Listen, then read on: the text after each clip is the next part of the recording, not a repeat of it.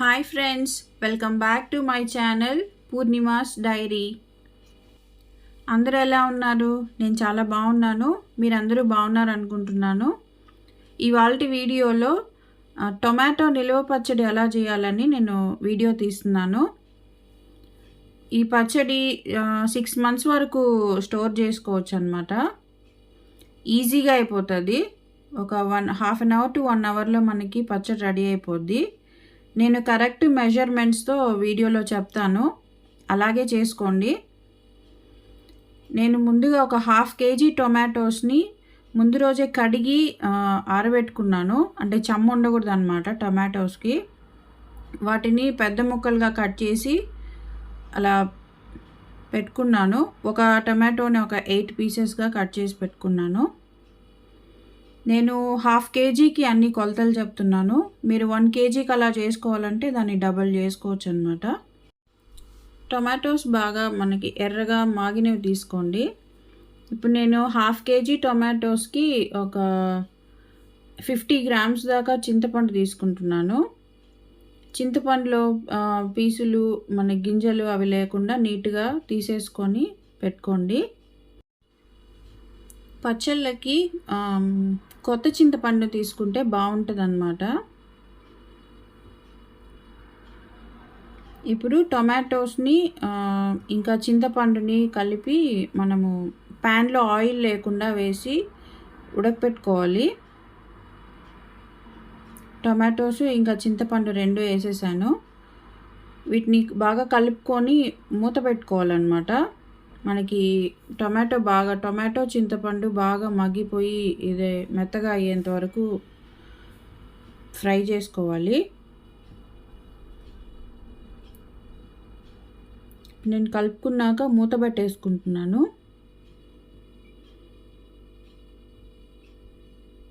ఇప్పుడు మూత తీసి చూద్దాము మగ్గాయా లేదా అని. బాగా మగ్గిపోయాయి కదండి. దాంట్లో ఉన్న చెమ్మంతా కొంచెము ఆవిరైపోయేదాకా అట్లాగే మూత తీసేసి ఇంకా ఉడకపెట్టుకుంటున్నాను. మధ్య మధ్యలో కలుపుకుంటూ ఉండండి, లేకపోతే అడుగు మాడుతుంది.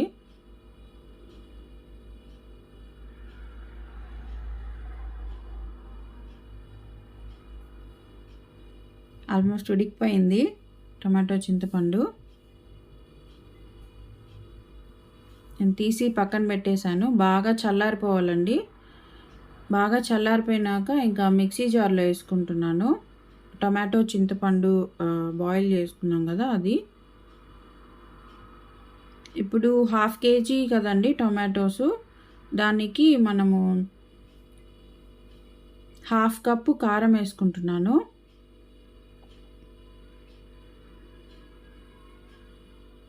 ఇంకా 1/4 కప్పు సాల్ట్ వేసుకుంటున్నాను. ఇంకా ఒక 50 grams దాకా వెల్లుల్లిపాయ వేసాను. 1 స్పూన్ పసుపు వేసుకున్నాను. ఇంకా ఆవపిండి మెంతిపిండి కలిపి వేయించుకొని ఆయిల్ లేకుండా పొడి చేసి పెట్టుకున్నాను. అది ఒక 1.5 స్పూన్ వేసాను. ఇంకా ఇదంతా మనం మిక్సీ పట్టేసుకోవాలి బాగా మెత్తగా అయిపోయేంత వరకు.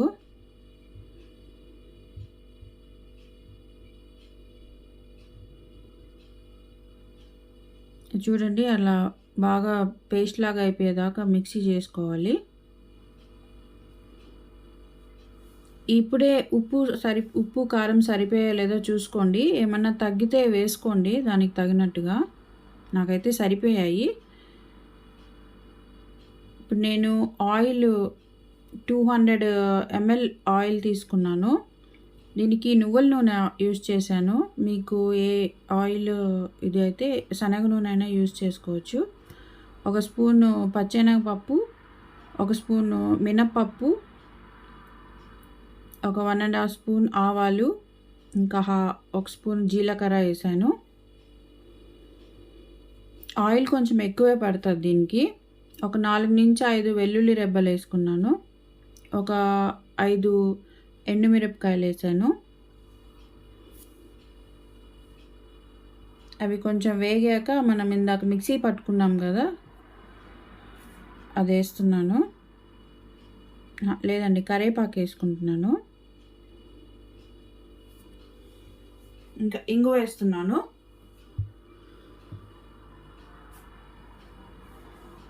పోపు బాగా వేగాక ఇంకా మనం ఇందాక మిక్సీ పట్టుకున్నాం కదా, అది వేసుకుంటున్నాను.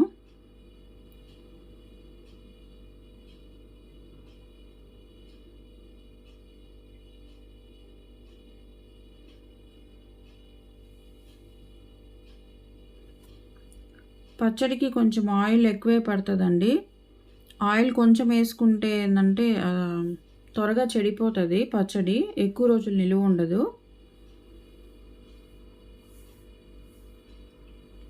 ఆయిల్లో సరిగా వేయించుకోకపోయినా కూడా పచ్చడి పాడైపోతుంది.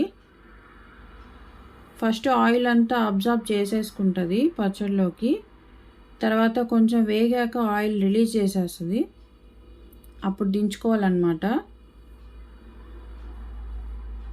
ముందుగా కొంచెం ముందుగానే దించేసారంటే పచ్చడి పాడైపోవడానికి ఛాన్స్ ఉంటుందన్నమాట.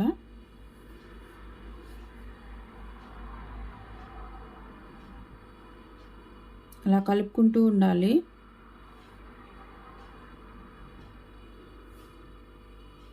ఈ పచ్చడి అన్నంలోకి కానీ, దోశల్లోకి, ఇడ్లీలోకి అన్నిట్లోకి చాలా బాగుంటుంది.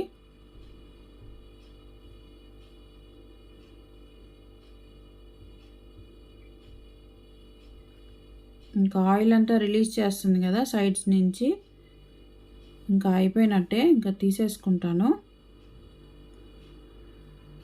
బాగా చల్లారాక ఒక గాజు సీసాలో కానీ అలా తీసి పెట్టుకోండి. బయటే ఉంచుకున్నా కూడా ఒక 6 months నిలువ ఉంటుంది. ఇది 6 months దాకా ఉండదులేండి, తినేస్తారు ఇంట్లో వాళ్ళు. అంత బాగుంటుంది పచ్చడి. మీరు కూడా ట్రై చేయండి. పచ్చడి ఎలా వచ్చిందో నాకు కమెంట్ చేయండి. Thank you friends. నచ్చితే లైక్ చేయండి, షేర్ చేయండి, సబ్స్క్రైబ్ చేసుకోండి. Bye friends. Thank you.